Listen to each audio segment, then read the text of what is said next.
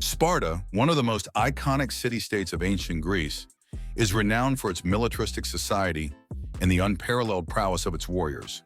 Unlike their Athenian counterparts who emphasize philosophy, art, and democracy, Spartans dedicated their lives to the art of war. The training, upbringing, and daily existence of Spartan warriors were meticulously designed to produce disciplined, fearless, and physically formidable soldiers. This essay explores the rigorous process that shaped Spartan boys into warriors, the societal structures that supported their upbringing, and the lives they led as both citizens and soldiers. Upbringing, the foundation of a warrior. The journey of a Spartan warrior began at birth. Spartan society placed immense value on producing strong, healthy offspring to serve the state. Newborns were subjected to a brutal evaluation by the elders of the community, typically at the Gerousia, Sparta's Council of Elders. If a child was deemed weak, deformed, or unfit, it was often abandoned on the slopes of Mount Tegetus, left to die of exposure, a practice known as exposure, rather than outright infanticide. This harsh custom underscored the Spartan belief that only the strongest should survive to uphold the city-state's military might. For those deemed worthy, life remained far from gentle. At the age of 7, Spartan boys were taken from their families and enrolled in the agoge, a state-sponsored education and training system unique to Sparta.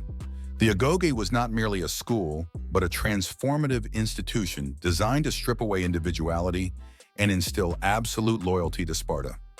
Boys lived in barracks, separated from the comforts of home, and were placed under the supervision of older mentors and state officials. This marked the beginning of a life dedicated entirely to military preparedness. The family unit, while still present in Spartan society, played a secondary role. Mothers themselves raised in a culture that prized resilience were expected to toughen their sons rather than coddle them.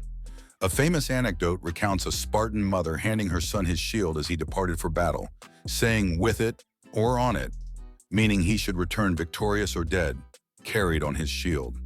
This ethos permeated Spartan upbringing, ensuring that even familial bonds reinforced the martial ideal. Training, forging the Spartan body and mind. The agoge was a grueling regimen that combined physical training, survival skills, and psychological conditioning. Spartan boys were deliberately underfed to teach them resourcefulness and endurance. Hunger was a constant companion, and stealing food was encouraged, not as a crime, but as a test of cunning and stealth, provided they were not caught. If discovered, the punishment was severe, not for the act of theft, but for the failure to execute it skillfully.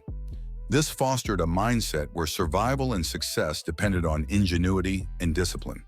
Physical training was relentless. Boys engaged in running, wrestling, boxing, and the use of weapons such as the spear and short sword, which would later become their tools of war. The Spartan hoplite, clad in bronze armor and wielding a large round shield, was trained to fight in the phalanx, a tight, cohesive formation that required absolute trust in one's comrades. To prepare for this, group exercises emphasized unity and synchronization over individual heroics. Competitions such as the brutal Diamastagosis ritual at the altar of Artemis or Thea, where youths endured flogging to prove their toughness, further hardened their bodies and spirits. Education in the traditional sense, reading, writing, or philosophy, was minimal. Spartans valued laconic speech, a terse and direct form of communication that reflected their no-nonsense culture. Music and dance, however, were integral, not for leisure but for discipline and coordination. The Pyrrhic dance, a militaristic performance with weapons, trained boys in rhythm and movement, essential for battlefield maneuvers.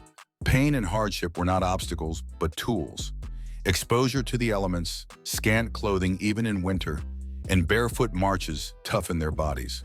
By their late teens, Spartan youths underwent the Cryptia, a secretive rite of passage where they were sent into the countryside to survive alone, often tasked with hunting down and killing helots, Sparta's enslaved population, as a test of their ruthlessness and loyalty. This brutal practice served a dual purpose. It honed their skills as warriors and reinforced the subjugation of the helots, whose labor sustained Sparta's economy. At around age 20, after years of unrelenting training, a Spartan male could be elected into a Syssitia, a communal mess group where he would eat and bond with fellow warriors. Membership was a prerequisite for full citizenship, granted at age 30, provided he had proven his worth. Failure to gain entry meant a life of disgrace as an inferior, excluded from the privileges of Spartan society. Lives of Spartan warriors. Once trained, Spartan warriors lived a life of perpetual readiness. Unlike other Greek city-states where citizen soldiers balanced war with civilian pursuits, Sparta's entire social structure revolved around maintaining a standing army. The Helots, vastly outnumbering the Spartans, worked the land, freeing the warrior class to focus solely on military duties. This unique arrangement allowed Spartans to train year-round, a luxury their rivals could not afford. Daily life was austere. Spartans shunned luxury, living in simple homes and wearing plain clothing. Wealth was measured not in gold but in land, and the ability to contribute to the Syssitia. The famous iron bars used as currency were deliberately impractical, discouraging accumulation and reinforcing the collective ethos. Meals were communal, with the infamous melazomos, black broth, a dish of pork, blood, and vinegar, symbolizing their frugality and resilience. War was not an occasional event but the heartbeat of Spartan existence. From the age of 20 to 60, Spartan men were liable for military service, ready to march at a moment's notice. The Battle of Thermopylae in 480 BCE, where King Leonidas and his 300 Spartans faced the Persian army, epitomizes their courage and discipline. Though vastly outnumbered, their stand became a legend, showcasing the effectiveness of their training and the depth of their commitment to never retreat, never surrender.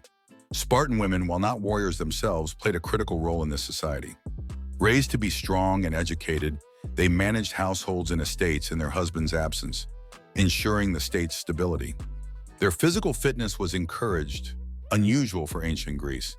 As Spartans believed strong mothers bore strong sons, women enjoyed greater freedom than their Athenian counterparts, reflecting their importance in sustaining the warrior class.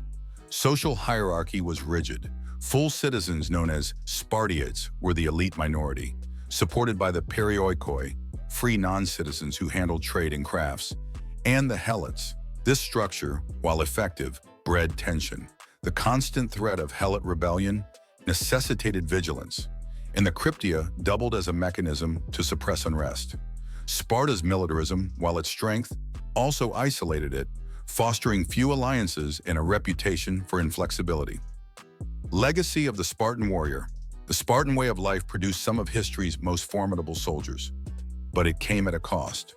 Their population dwindled over time, as the focus on war left little room for growth or adaptation. By the 4th century BCE, Sparta's dominance waned, overtaken by more versatile powers like Thebes and later Rome. Yet their legacy endures, immortalized in tales of valor and discipline. The training, upbringing, and lives of Spartan warriors reveal a society singularly devoted to war. From infancy, every aspect of their existence was engineered to create not just soldiers, but a warrior caste unmatched in its era. The agoge forged their bodies and minds. Their upbringing erased weakness, and their lives exemplified duty over self. Sparta's warriors were not born but made, products of a system as brutal as it was effective, leaving an indelible mark on history. If you enjoyed this video, make sure to subscribe to this channel for more content. Thank you.